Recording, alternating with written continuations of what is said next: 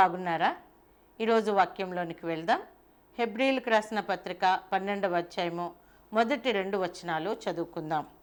ఇంత గొప్ప సాక్షి సమూహము మేఘము వలె మనలను ఆవరించి ఉన్నందున మనము కూడా ప్రతి భారమును సులువుగా చిక్కులు పెట్టు పాపమును విడిచిపెట్టి విశ్వాసమునకు కర్తయు దానిని కొనసాగించువాడునైన యేసు వైపు చూచుచు మన ఎదుట ఉంచబడిన పందెములో ఓపికతో పరిగెత్తుదము.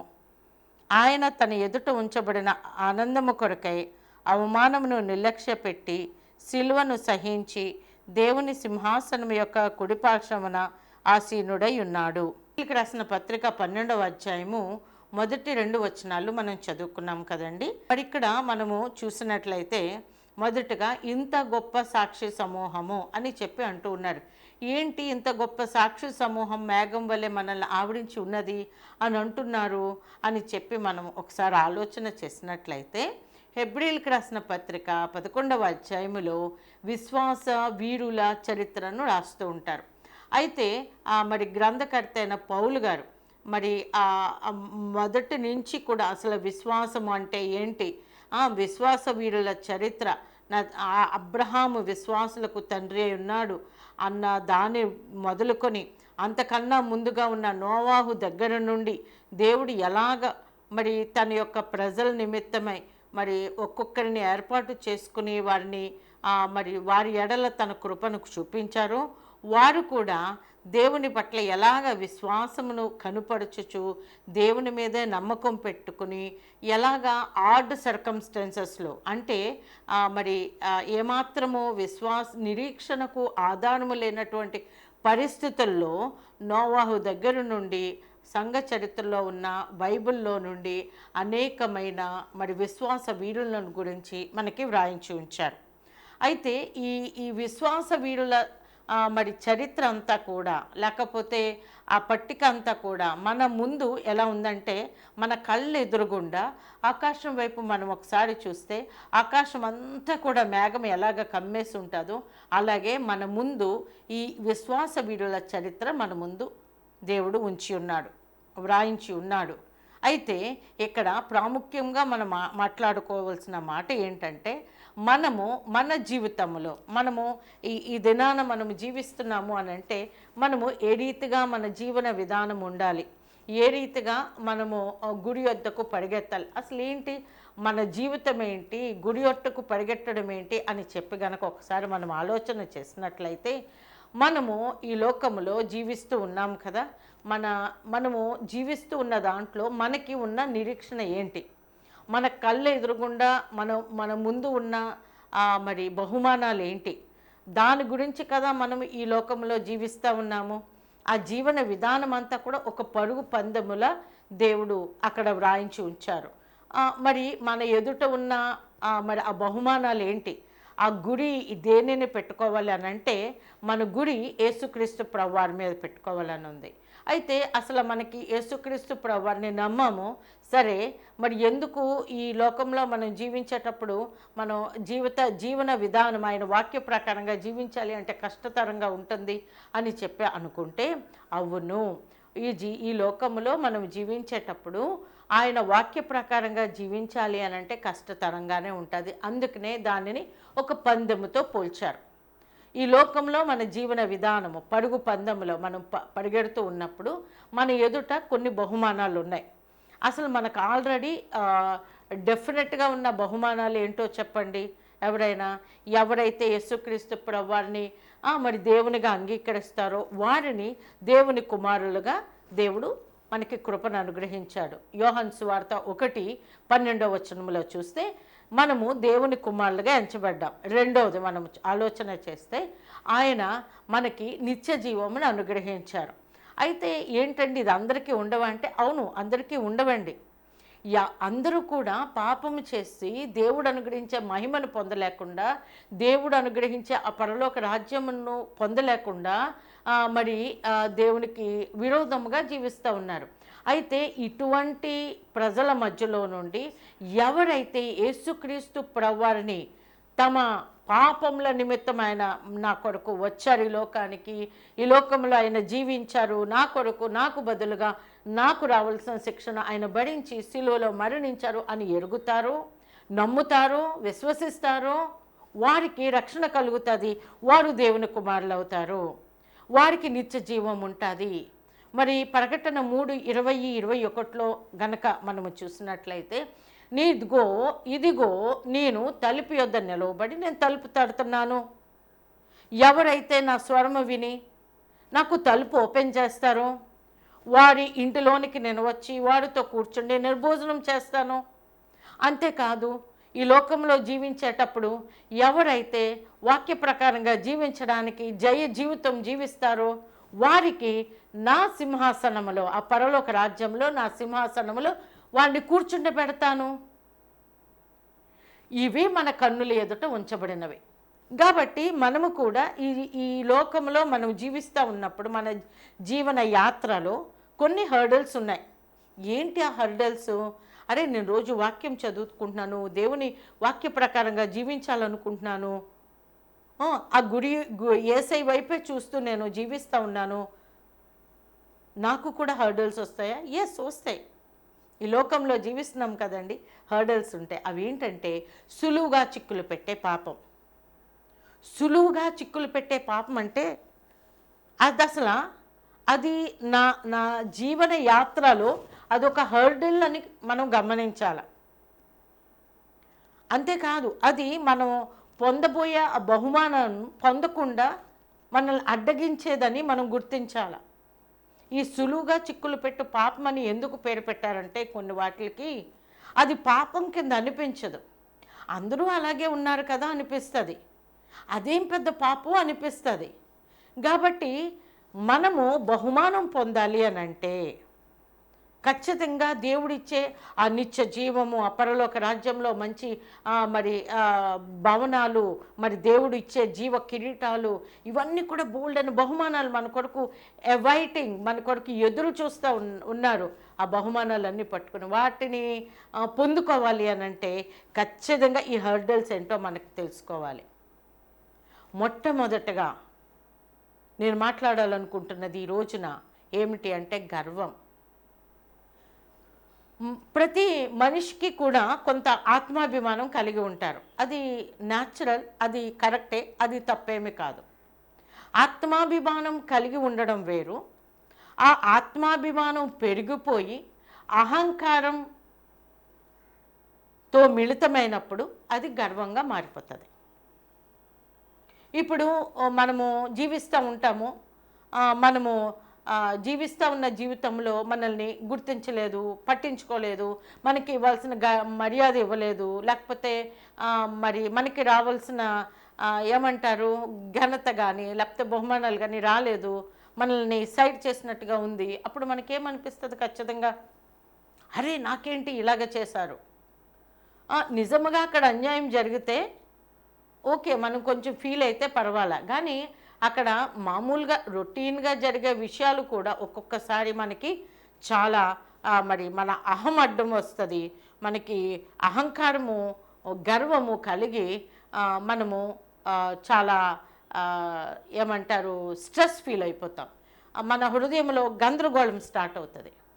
దేవుడు ఏంటంటున్నారంటే గర్వము నాకు హేయము, గర్వము నేను అసహించుకుంటాను, గర్విష్ఠుల యొక్క ప్రార్థన నాకు హేయం అంటున్నారు దేవుడు.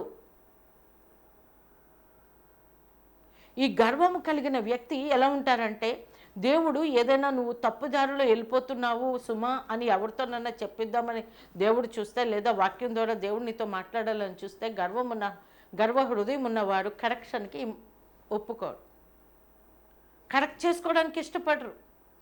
అంతేకాదు, మరి దేవునికి దూరం అయిపోతున్నామన్న సంగతి కూడా వారు గ్రహించరు. వారు అనుకున్నది ఆ గర్వంలోనే, అందులోనే సంతృప్తి పొందుతూ, అందులోనే సంతోషిస్తూ దాని వలన వచ్చే పర్యవసానాల గురించి ఆలోచించకుండా వెళ్ళిపోతూ ఉంటారు. దేవుడు అంటున్నారు నాశనానికి ముందు గర్వం నడుస్తుందని. మనము మనల్ని దేవుడు కోరుకుంటున్నది ఏంటంటే, నీవు ఈ సులువుగా చిక్కులు పెట్టే పాపంలో నువ్వు పడిపోకూడదు. అది ఒక హర్డల్, నువ్వు దాన్ని అధిగమించాలి, నువ్వు జయం పొందుకోవాలి అని చెప్పి. ఇంకా మనకు బాగా అర్థం అవ్వడానికి కొన్ని ఉదాహరణలు మనం చూద్దాం. ఉజ్జియా రాజు చూడండి, ఉజ్జియా రాజు గురించి 2వ దినవృత్తాంతములు గ్రంథము 26వ అధ్యాయములో మనం కొన్ని వాక్య భాగాలు చూద్దాం. 4వ వచనములో చూస్తే, అతడు తన తండ్రి అయిన అమజ్యా చర్య అంతటి ప్రకారము యెహోవా దృష్టికి యథార్థముగా ప్రవర్తించెను. దేవుని ప్రత్యక్షత విషయమందు తెలివి కలిగిన జకర్యా జనములలో అతడు దేవుని ఆశ్రయించెను. అతడు యెహోవాను ఆశ్రయించినంత కాలము దేవుడు అతని వర్ధిల్ల చేశాను. చూస్తున్నారా, దేవుని ఎదుట యథార్థంగా ప్రవర్తించాడు, దేవుని ఆశ్రయిస్తూ ఉన్నాడు, దేవుని సహాయం కోరుతూ ఉన్నాడు, ప్రతిదానికి దేవుని సంప్రదిస్తూ దేవుని మీద ఆధారపడుతూ ఉంటే దేవుడు ఏం చేస్తున్నాడు, యెహోవాను ఆశ్రయించినంత కాలము దేవుడు అతని వర్ధిల్ల చేశాను. దేవునికి స్తోత్రం, హల్లెలూయా. ఈ సమయంలో ఒకసారి మనము ఒకసారి ఈ యొక్క వాక్య భాగంలో అన్వయించుకుందాం తీసుకుని. మనము దేవుని మీద ఆధారపడుతూ ఉంటే, మనము దేవుణ్ణి ఆశ్రయిస్తే, యథార్థంగా ప్రవర్తిస్తే, దీన మనసు కలిగి ఉంటే దేవుడు మనము చేసే ప్రతి పనులను ఆశీర్వదిస్తాడు. దేవునికి స్తోత్రం, హల్లెలూయా. అతడు దేవుని ఆశ్రయించినంత కాలము దేవుడు అతన్ని వర్ధిల్లింపచేసను. చూద్దాం ఇంకా 7వ వచనములో, ఫిలిష్తీయులతోనూ గుర్బాయిలలో నివసించిన అరబీయులతోనూ మెహనీయులతోనూ అతడు యుద్ధము చేయగా దేవుడు అతనికి సహాయము చేశాను. దేవుడు అతని వెన్నంటే ఉన్నాడు. అతను యుద్ధానికి వెళ్తూ ఉంటే దేవుడు అతని సహాయానికే యుద్ధానికి వచ్చేస్తూ ఉన్నారు. ఎవరితో యుద్ధంకి వెళ్తే వాళ్ళతో దేవుడు జయమునిచ్చేస్తూ ఉన్నాడు. దేవునికి స్తోత్రం, హల్లెలూయా. నువ్వు ఈ దినాలలో ఏ ఎగ్జామ్కి వెళ్తే ఆ ఎగ్జామ్లో పాస్ అయిపోవడం, ఎవరితో మరి ఏ విషయంలో ఎలాంటి టెస్టుల్లో నువ్వు వెళ్తూ ఉంటే అందులో విజయం, ఎలాంటి క్లిష్టమైన సమస్యలు నువ్వు క్లియర్ చేయవలసి వస్తే వాటిల్లో నీకు జయము ఇస్తాడు దేవుడు.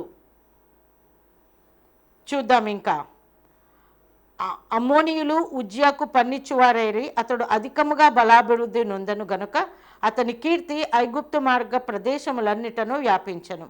చూడండి, ఇక్కడ మనం చూసినట్లయితే దేవుడు ఉజ్జియాకు తోడై ఉండి అతనికి బలాభివృద్ధి కలుగజేశాడు. అతని కీర్తి ఆ మార్గం అంతటిలో కూడా వ్యాప్తి చెందింది. దేవునికి స్తోత్రం, హల్లెలూయా. అయితే ఇంకా 15వ వచనంలోనికి వద్దాం. ఇంకా తర్వాత 11 నుంచి 14 వచనాల వరకు ఉన్న మాటలు ఏంటంటే, యుద్ధ సామాగ్రి, యుద్ధానికి వెళ్ళాల్సిన సామాగ్రి, మరి డాళ్ళు, ఈటలు, శిరస్త్రాణాలు, కవచాలు, విల్లులు, వడిసెలు, ఇవన్నీ కూడా మరి తన సైన్యానికి కావలసినవన్నీ కూడా చేయిస్తూ ఉన్నాడు. అన్నిటిలో కూడా అభివృద్ధి దేవుడు చేశాడు. 15వ వచనం చివరిలో మనం చూద్దాం, అతడు స్థిరపడు వరకు అతనికి ఆశ్చర్యమైన సహాయము కలిగను గనుక అతని కీర్తి దూరముగా వ్యాపించెను. ప్రైజ్ ది లార్డ్, హల్లెలూయా. అతడు దినదినము అభివృద్ధి పొందేంత వరకు దేవుడు అతనికి సహాయం చేస్తూనే ఉన్నాడు. కాబట్టి ఆ చుట్టుపక్కల ప్రాంతం అంతటికీ కూడా అతని కీర్తి వ్యాప్తి చెందింది. కాబట్టి దేవుడి మీద ఎవరు ఆధారపడతారో, దేవుడు ఎవరిని ఆశ్రయిస్తారో, యథార్థ ప్రవర్తన కలిగి ఉంటారో, దీన మనసు కలిగి ఉంటారో, ఆయన ఆజ్ఞలు చెప్పిన నడుస్తుంటారో వారికి అన్ని విషయాలలో కూడా అభివృద్ధి కలుగచేస్తాడు. ఆశ్చర్యమైన సహాయం అందిస్తారు, యుద్ధాలలో జయం ఇస్తారు. వ్యవసాయం చేద్దామంటే అందులో మరి అభివృద్ధినిస్తాడు, మరి యుద్ధ సామాగ్రి చేయాలంటే అందులో మరి అభివృద్ధినిస్తాడు. అన్నిట్లో అభివృద్ధి చెందిన తర్వాత దేవుడు ఏమంటున్నాడంటే, అతను స్థిరపడు వరకు అతనికి ఆశ్చర్యమైన సహాయము కలిగను గనుక అతని కీర్తి దూరముగా వ్యాపించింది. ప్రైజ్ ది లార్డ్, హల్లెలూయా. 16వ వచనం టర్నింగ్ పాయింట్. 16వ వచనం నుండి మనం చూసినట్లయితే, అయితే అతడు స్థిరపడిన తర్వాత అతడు మనస్సును గర్వించి చెడిపోయాను. చూడండి ఇక్కడ ఎంత ఎంత నిజముగా దేవుని మీద ఆధారపడి ఆశ్రయించి ఆయన వాక్యం ప్రకారంగా జీవించి అన్ని అభివృద్ధులు పొందిన తర్వాత అయితే అయితే అయితే దేవుని ఆశీర్వాదం పొందుకున్న తర్వాత హృదయంలో గర్వించి చెడిపోయాడు. ఏం చేశాడు? యాజకులే కానీ మరి ఎవ్వరు కూడా అర్పించినటువంటి దహన బలి అర్పించడానికి సిద్ధమైపోయాడు. ధూపార్తి పట్టుకున్నాడు. వెంటనే యాజకులందరూ కూడా పరిగెట్టుకుని వచ్చారు. రాజా, అది నీకు మంచిది కాదు, అది నీకు శ్రేయస్కరము కాదు, అది నీకు క్షేమము కాదు, వద్దు, నువ్వు ధూపార్తి తీసుకోవద్దు, యాజకులే కానీ ఇంకెవ్వరూ చేయకూడదు అని చెప్పితే, నువ్వు నాకు చెప్పేదేంటి అని చెప్పి రౌద్రుడైపోయాడు. గర్వం వెనకాతలు ఏమొచ్చిందండి? కోపం. కోపం తారస్థాయికి చెందితే రౌద్రం వచ్చింది. వెంటనే దేవుడు అతన్ని మొత్తాడు. వెంటనే అతని నొసటి మీద మరి ఆ యొక్క కుష్టు వ్యాధి మొదలయ్యింది. వాళ్ళందరూ కూడా పరిశుద్ధ స్థలములో ఉన్న దేవాలయములో ఉన్న అతనిని రాజుని కూడా చూడకుండా బరబరా బయటికి ఈడ్చివేశారు. అతను కూడా అమ్మో దేవుడి యొక్క ఉగ్రత నాకు వచ్చింది, నాకు నొసట కుష్ఠం కలిగిందని చెప్పేసాను. అతను కూడా త్వరపడి బయటకు వచ్చాడు. మరెన్నడూ కూడా మందిరంలోకి వెళ్ళలేదు, సపరేట్గా రాజమహల్లో నివసించలేదు, ఆ రాజరిక దర్భం అంతా లేదు, ఒక ఇంటిలో నివసిస్తూ ఉండవలసి వచ్చింది. చనిపోయేంత వరకు కూడా అతను సపరేట్ చేయబడ్డాడు. చనిపోయేంత వరకు కూడా అతను ఒక ఇంటిలో ఉంచబడ్డాడు. చనిపోయిన తర్వాత అతను సమాధి చేయబడ్డాడు. చూడండి గర్వం యొక్క కాన్సిక్వెన్సెస్. దేవుణ్ణి అనుసరించినంత కాలము, దేవుణ్ణి ఆశ్రయించినంత కాలం, దేవుని మనసు కలిగినంత కాలము దేవుడు అతన్ని ఆశీర్వదిస్తూనే వచ్చాడు. అన్ని విషయాలలో కూడా అభివృద్ధి కలుగజేస్తూ ఉన్నాడు. దేవునికి స్తోత్రం, హల్లెలూయా. దేవుడు ఈ దినాన మనతో మాట్లాడుతూ ఉన్నాడు. గర్వం అది మన జీవితంలో ఒక హర్డల్. మన దైనందిన జీవితంలో మనం పట్టే పరుగు పందెములో ఆయన యేసు వైపు చూస్తూ మన కొరకు బోల్డన్ని బహుమానాలు దేవుడు ఉంచాడు. నిత్య జీవము, దేవుని కుమారులుగా ఉన్న సన్షిప్పు, పరలోక రాజ్యంలో భాగ్యం, అనేకమైన మరి బహుమానాలు, నీతి కిరీటం, జీవ కిరీటం, ఇవన్నీ కూడా ప్రశస్తమైన బహుమానాలు. అల్టిమేట్గా జయించేవాడికి ఆయన సింహాసనంలో చోటునిస్తానంటున్నారు. కలిసి భోజనం చేయడమే కాదు, సింహాసనంలో స్థానం. అది మన గోల్ అయి ఉండాలి. అది గోల్ పెట్టుకుని ఉంటే మనము దైనందిన జీవితంలో జీవిస్తూ ఉన్నప్పుడు మనము ఈ హర్డల్స్ను గుర్తుపెట్టుకోవాలా, గమనించుకోవాలా, డయాగ్నోస్ చేయాలి. అంటే అమ్మో, ఇది నా జీవితంలో నా ఆశీర్వాదానికి ఇది హర్డల్. నువ్వు దానిని గనక గుర్తించకపోతే, ఇది తప్పు కాదు అనుకుంటే సులువుగా చిక్కులు పెట్టే పాపం కదా అది నిన్ను కంబళిస్తుంది. ఆ గర్వం వలన ఇక్కడ రాజుగారు ఏం చేశారంటే, తను చెయ్యకూడని పని, యాజకులే కానీ మరి ఇంకెవరూ చేయకూడని పని చేయడానికి సాహసించాడు. దేవుని ఆజ్ఞ మీదే తిరుగుబాటు. కోపం వచ్చింది. చెప్తా ఉంటే కరెక్షన్కి మనసు ఉండదు. చెప్పాను కదా ముందులోనే, కరెక్షన్కి మనసు ఉండదు, ఇష్టం ఉండదు, ఒప్పుకోదు మనసు. ఆగ్రహం చూపించాడు, దేవుని చేత మొత్తబడ్డాడు. గర్వము మనల్ని పాపంలోనికి నెట్టివేస్తుంది. గర్వము మనల్ని దేవునికి దూరపరిచేస్తుంది. మనము గమనించలేనంతగా దేవుని నుండి నెమ్మదిగా దూరం వెళ్ళిపోతూ ఉంటాం. మరొక ఎగ్జాంపుల్ చెప్పడానికి, పూర్తిగా చెప్పడానికి టైం లేదు కానీ మరొక ఎగ్జాంపుల్ మనం చూసినట్లయితే, ఈ గర్వము ఎలాగ చేస్తుంది? కోపం వచ్చేస్తుంది. అరే, నన్ను అంగీకరించకపోవడమా, నన్ను యాక్సెప్ట్ చేయకపోవడమా, లేకపోతే నన్ను గుర్తించకపోవడమా, అసలు నేనేమనుకుంటున్నాను నన్ను గూర్చి అనిపిస్తుందా అండి? ఎప్పుడైనా అలాంటి పరిస్థితి ఎదుర్కొంటున్నారా? ఓకే, ఒకవేళ అవతల వారు నిన్నుగా కూడా గుర్తించలేదు, అవమానించారు, అయినా పర్వాలేదు, అయినా పర్వాలేదు. మన పౌరస్థితి అక్కడున్నది. మనము ఆయన బిడ్డలం. యేసయ్య ఆయన దేవుడిగా ఉండి ఆయన అనేకమైన మేలులు చేస్తూ స్వస్థతలు పరుస్తూ ఆయన ఉంటే ఆయన ఎన్నో బోధలు చేస్తూ ఉంటే ఆయన్నే అంగీకరించలేదు, ఆయన్నే అవమానించారు, ఆయన్నే తృణీకరించారు. మనకి ఎగ్జాంపుల్ ఎవరండి? మన పందెంలో గెలవడానికి మనం ఎవరి వైపు చూడాలి? యేసు వైపు చూడాలి. దేవునికి స్తోత్రం, హల్లెలూయా. ఆయన ఎన్ని అవమానాలు భరించారు, ఎన్ని నిందలు భరించారు. నీ మీద నువ్వు సహాయం చేసి కూడా నిందలు పడుతున్నావా? దేవునికి స్తోత్రం అనుకో, పరలోకంలో నీ బహుమానం ఎక్కువైపోతుంది. నువ్వేమి నేను కాదు, నేను ఆ నిందకి నేను కాదు, నేను చాలా పర్ఫెక్టు అని నువ్వు చెప్పుకోవాల్సిన అవసరం కూడా లేదు. ఎందుకంటే నువ్వు ఒక నింద పడినప్పుడు దేవుని దగ్గర మాత్రమే మొర్రపెట్టుకో, దేవునికి మాత్రమే అప్పచెప్పు.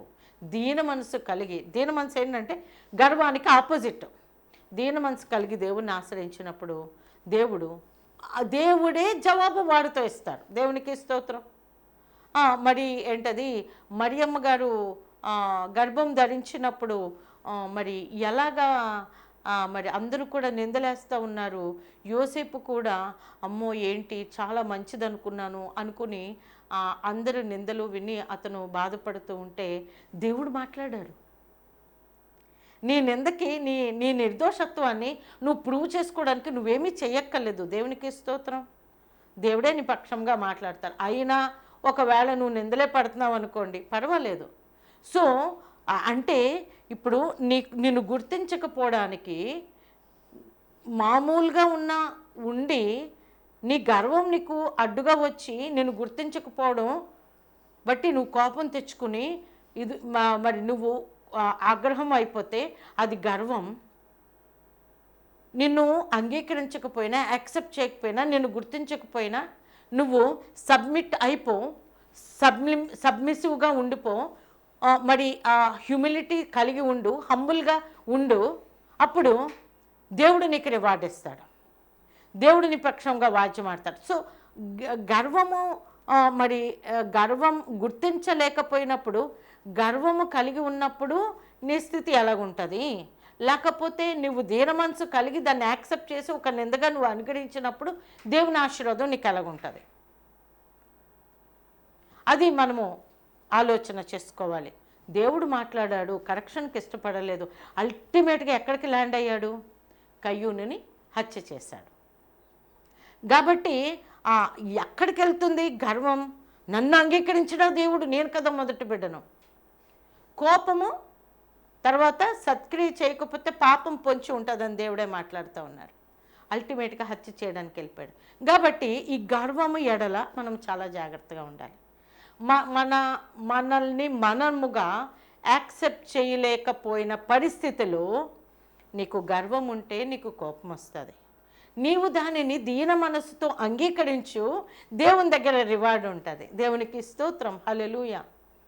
కాబట్టి గర్వం ఎందుకు వదిలిపెట్టాలి? అది మనకి హర్డల్. ఏంటి దేవుని ఉద్దేశం ఏంటి? గర్వం ఎడల ఆయన గర్విష్ఠులను హేయులుగా ఎంచుకుంటారు. ఇందాక చెప్పాను. ఆ వచనాలు కూడా మనము చూసినట్లయితే, సామెతల్లో మనము చూసినట్లయితే 16-18 నాశనానికి ముందు గర్వం నడుస్తుంది. దాని తర్వాత సామెతలు 8-13 మనము చూస్తే యెహోవా యందు భయభక్తులు కలిగి ఉండుటే చెడుతనమని అసహ్యించుకొనుట. దాంట్లో గర్వము, అహంకారము ఇవన్నీ కూడా దేవునికి అసహ్యాలు. కాబట్టి దేవుడు హేయముగా ఎంచుకున్నవి. గర్విష్ఠుల ప్రార్థన అసలు ఆయన వినడు, వారికి పెడచెవి పెడతారు. కాబట్టి ఇంత భయంకరమైన ఈ గర్వము, దేవుని నుండి మనల్ని సెపరేట్ చేసే ఈ గర్వము, మన పందిపు రంగములో మనం ముందుకెళ్లకుండా ఒక హడ్డులాగా మనకుండే ఈ గర్వం మనము అధిగమించాలి. గర్వం వద్దు. గర్వం ఉంటే సంతోషం ఉంటుందా? ప్రేమించగలమా? గర్వం ఉంటే చూడండి, దీర్ఘశాంతం చూపించగలమా? కోపం వెంటనే వచ్చేస్తుంది కదా. మంచితనం మంచి పనులు చేయగలమా? లేకపోతే మరి సాత్వికంగా ఉండగలమా? సాత్వికం అంటే మనకున్న పవర్ వాడకుండా ఉండడం. ఈ ఆత్మ ఫలములో మరి భాగాలైన ఈ 9లో ఏది కూడా వర్కౌట్ అవ్వదు గర్వం ఉంటే. మనం ఫలించలేం. ఫలించకపోతే ఫలించిన ప్రతి చెట్టు నరకబడుతుంది. అక్కడేమో హడ్డలను తన్నుకుని పడిపోతాము, అక్కడేమో దేవుడిచ్చే బహుమానం మనం కోల్పోతాం. కాబట్టి అల్టిమేట్గా మనం మొదటి వాక్యంలోనికి వద్దాం. ఇంత గొప్ప సాక్షి సమూహం వాళ్ళందరూ కూడా గర్వాన్ని వదిలిపెట్టారు. దీన మనసు కలిగి దేవుని యందు భయభక్తులు కలిగిన ఆ సాక్షి సమూహం మన ఎదురుగుండా ఉన్నది.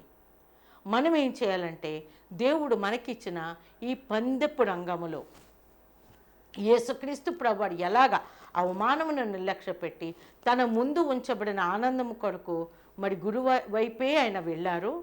ఆయననే మనం ఎగ్జాంపుల్గా పెట్టుకొని మన ఈ జీవన యాత్రలో ఒక పందెపు రంగముగా ఉన్న ఈ జీవన యాత్రలో, ఈ పందెములో మనము ఆయన వైపే చూస్తూ, ఆయన మోడల్నే గమనిస్తూ ఈ సులువుగా చిక్కులు పెట్టే ఈ పాపాలైన హర్డల్స్ని దాటి జయము పొంది జీవ కిరీటాన్ని పొందుదాం. ఆ దాటి ఆ యొక్క ఆ పరలోక రాజ్యంలో భాగ్యం సంపాదించుకుందాం. ఆ పరలోక రాజ్యంలో నిత్యం ఉండే సంతోషానికి వారసులు అవుదాం. ఆ పరలోక రాజ్యంలో యేసు ప్రభువారితో పాటు ఆ యొక్క సింహాసనం మీద మనము కూడా ఆయన పక్కన పెట్టబడే ఆ భాగ్యంలోనికి మనం వెళ్దాం. కాబట్టి ఈ సులువుగా చిక్కులు పెట్టే పాపంను అధిగమిద్దాం. మనము గొప్ప భాగ్యాలైన మరి దేవుడిచ్చిన ఆశీర్వాదాలన్నీ మనం స్వతంత్రించుకుందాం. అలాగూ చేయలాగున దేవుడు తన కృపను మనకు అనుగ్రహించునుగాక. ప్రార్థన చేసుకుందామా?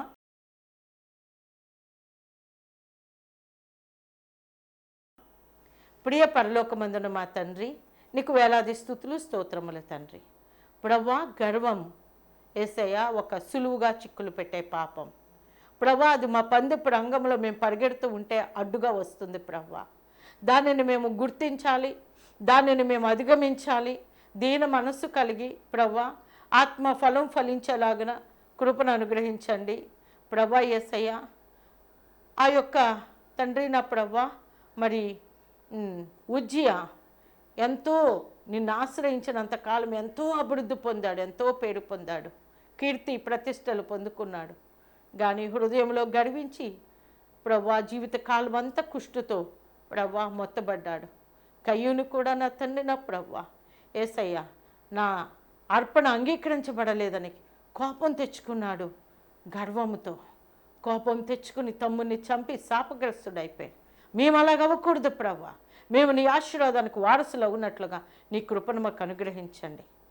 పందెపు రంగంలో మేము గెలుపొందేలాగన, బహుమానాలు పొందేలాగన నీ కృపను మాకు చూపించమని నజరేయుడైన శక్తి కలిగిన యేసయ్య అతి పరిశుద్ధమైన నామంలో ఈ ప్రార్థన అడిగి వేడుకుంటున్నాము తండ్రి. Amen. Praise Lord. God bless you.